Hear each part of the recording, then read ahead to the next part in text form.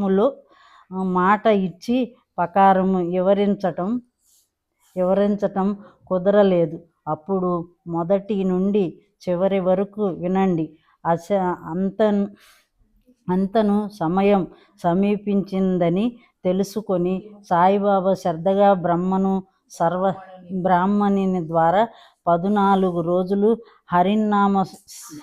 అహర్నిశలు రామాయణం శ్రవణం చేశారు.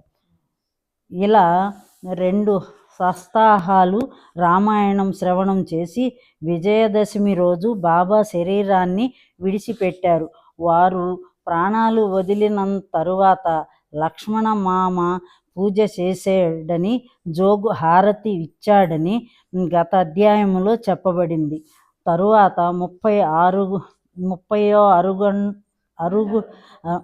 36 గంటలు హిందువులు మహమ్మదీయులు బాబా శరీరానికి అంతిమ సంస్కారాలని ఏ విధంగా చేయాలని ఆలోచించారు. బాబా తమ సమాధి స్థలాన్ని ముందుగానే నిర్ణయించటం, అకస్మాత్తుగా ఇటుక పడిపోవటం మరియు ఒకసారి బాబా ప్రాణాలు 3 రోజులుగా బ్రహ్మాండంలో నీలమై ఉండటం జరిగింది. అది వారి సమాధి లేక శరీరాన్ని జీవించడము అన్నది ఎవరికి అర్థం కాలేదు. సాయి యొక్క శ్వాసోచ్ఛ్వాస